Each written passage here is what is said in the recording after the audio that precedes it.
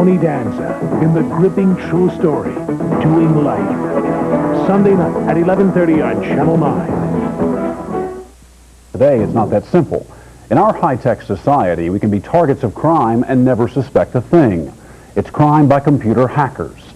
They've been glamorized by Hollywood, most recently in the hit film Sneakers. But how do real hackers operate? And just what kind of damage can they do?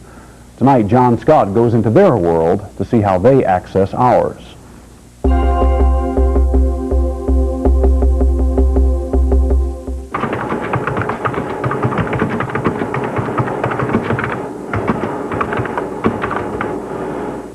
I have access, you name it, really, credit companies, telephone companies, government installations, military installations, political organizations, senators' computer systems.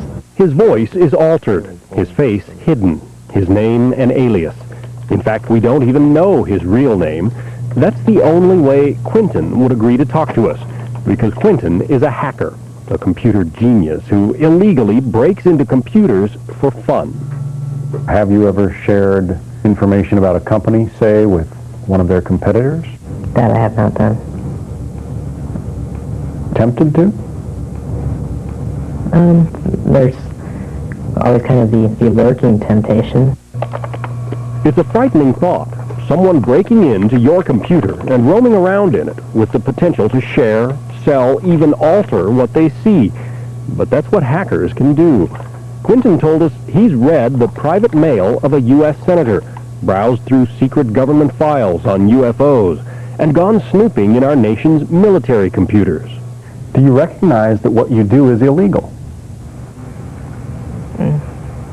Yeah, that I do. Is it immoral? To me, no. More and more hackers like Quentin are out there, illegally breaking into systems that could contain information about you. Think about how much of your life is on a computer. Your credit rating, financial records, your paycheck at work. Computers run your telephone, your electricity, and your gas. And in corporate America, it seems, they run everything. Stock market, yes. Currency market, yes. Commodities market, yes. Small countries. I might even be able to crash the whole damn system. In the movie Sneakers, Ben Kingsley dreamed of using a computer to dismantle the world's financial system. To some, it's not so far-fetched. Most people seeing that movie think of it as science fiction. After prosecuting this case, I think of it as a reality. Former federal prosecutor Kent Alexander was one of the first to win a conviction against computer hackers. I've seen hackers who have tapped into phone systems and literally tapped into phone lines to listen into telephone conversations. Hackers have broken into credit bureaus to get people's credit histories. Hackers have broken into credit card records to have money wired to themselves. In a highly publicized trial in 1990, Alexander sent 3 Atlanta hackers to jail, among them Adam Grant. So how often would you come over here? In the beginning, maybe as much as a couple times a week. Adam belonged to an elite hacker club called the Legion of Doom. One of the methods he used to obtain secret computer codes was to rummage through the trash at Bell South, the regional phone company in Atlanta. Back a few years ago, they weren't locked. You could just slide the doors open, reach in, grab a baggie, leave. This one's not even locked. Using the information he found here, Adam was able to sit at his home computer and hack into the heart of Bell South. They didn't learn something on this side. At Bell South, we were able to get into all manner of computers. The phone switches themselves. In essence, you got to where you could have turned off everybody's phones in Georgia. Just about any one of a couple dozen of us could have done that. For more than a year, Adam and his friends had free access to the inner workings of 12 Bell South computer systems. They say you could have crashed or broken the 911 system here. Operative word for me is could have. You could have done that. Yes. I could go out and shoot people. You can. Bell South cracked down hard on Adam and the others, even though it acknowledges they never disrupted phone service or changed any customer accounts. We don't care what the motive may or may not be. Scott Tyser is a corporate spokesman for Bell South. We are not talking about Wally and the Beeve, much less Eddie Haskell. We're not dealing with a bunch of mischievous pranksters playing in some high-tech toyland. This is a crime. Bell South is just one example of a company stalked by hackers. In a recent New York case, members of a club known as the Masters of Deception were indicted, accused of hacking into institutions like the Bank of America, Martin Marietta, Pacific Bell, Southwestern Bell, New York Telephone, TRW, Information America, and New York University. So how does a hacker get into these systems? To find out, Dateline went underground into the hacker's world. Power and ego has a lot to do with hacking. 21-year-old Scott Chasen spent 9 years as a hacker. He says his hacking days are behind him now, but he still keeps tabs on the hacker underground. Basically, these are passwords for a university that somebody has cracked. Scott showed us a hacker's secret meeting place, a private electronic bulletin board. Individual hacker clubs set up these boards so that members can swap information. I need some help figuring out how to crash my school's computer system. Is he serious? Sure. Why wouldn't he be? Hacker clubs, some of whose logos you see here, are very competitive. Sometimes it's club versus club, sometimes member versus member. You want to make yourself unique. One of the best ways of doing it is by being forceful, being obnoxious. For many, like Adam, the underground is the first place where they found they had power and status. You think about, I can do something that's really different. I can do something that none of my friends can. I can do something that most people anywhere can't. The fact that makes you stand out makes you want to do it. It's sort of like a criminal Olympics. Hackers might break into a computer with your name in it by accessing one of the computer networks, which link millions of computers worldwide. Scott showed us what he can reach from his living room. We went looking for the top-secret National Security Agency. We found it. Same with the Pentagon. Let's do a search for NASA. It's like searching the phone book for someone's street address and learning where they live. Found over 247 of them. 247 NASA computers?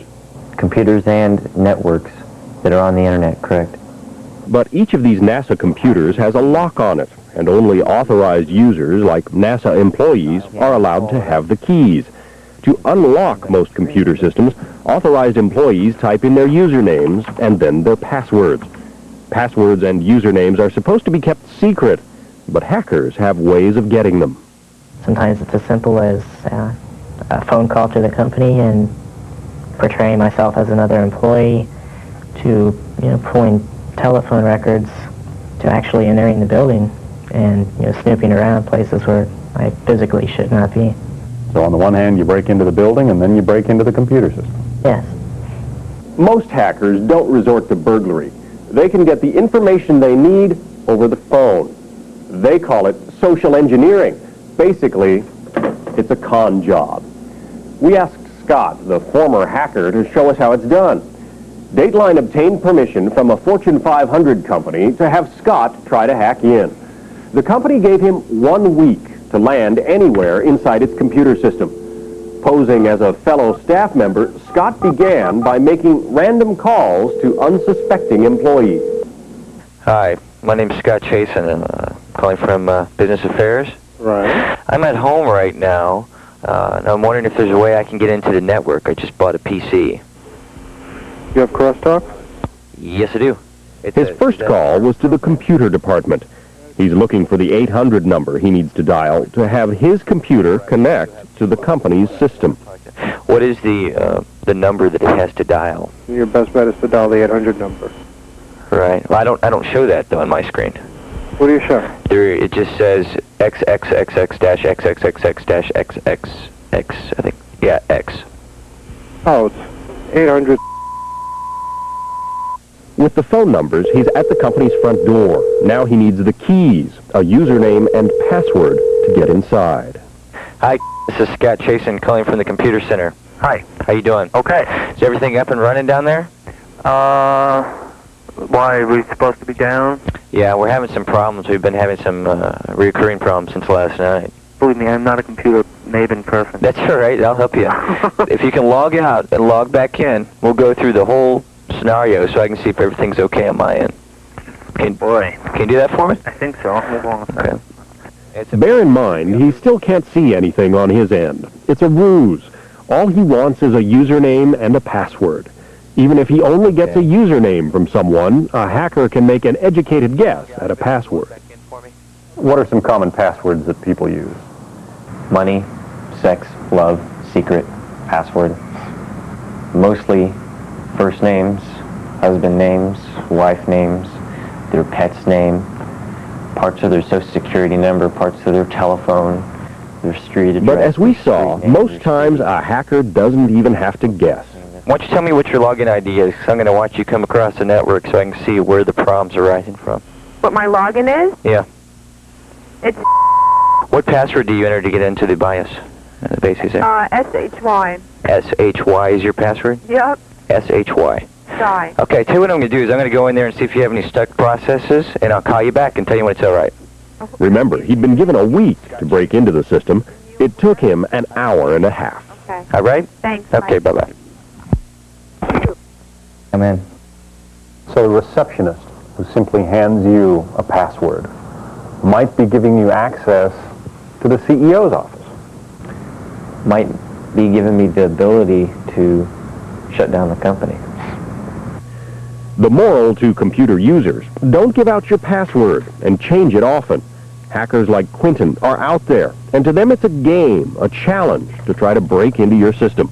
Just listen to Adam Grant, the guy who spent 7 months in jail for breaking into Bell South's computers. Now, what's the lesson in your story for other hackers? Don't get caught. Not don't do it. People are going to do what they're going to do. How do you think it plays to people at home when you tell others simply don't get caught? No, that's their own business. I don't think it's right for other people to tell me how to live my life. So I shouldn't tell other people how to live their lives. And yet you acknowledge that hacking is wrong. Smoking is wrong. Taking drugs is wrong. People do it all the time.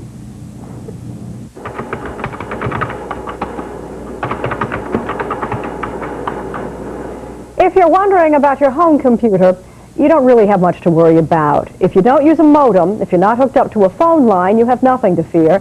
And even if you are, hackers are not as interested in you as they are in, say, your bank or your credit union or maybe the phone company. Well, next, the other...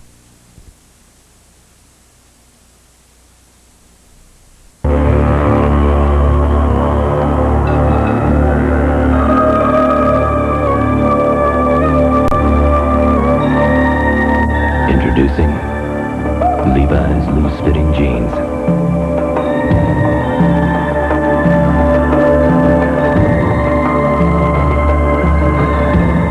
A loose interpretation of the original. If they're rich, famous, and annoying, then they'll get theirs. Countdown, America's most outrageous celebrities in a crazy year-end special. They all look like a bunch of girly men, huh? With Mary Tyler Moore, in Living Color's David Allen Greer, and Seinfeld's Julia Louis-Dreyfus. I love you all. Spy Magazine Hit List 92, NBC Tonight. Yeah. When they tried to talk, didn't you ever make mistakes when you were my age? They couldn't find the words. It's gone. Until it was too late. Now, obsessed by his son's murder, a father must find a way to say goodbye. You can't bring him back, honey. I'm gonna kill you, just like you killed my son. Inspired by actual events, Stacy Keach. I love you, son. Revenge on the Highway, NBC Sunday.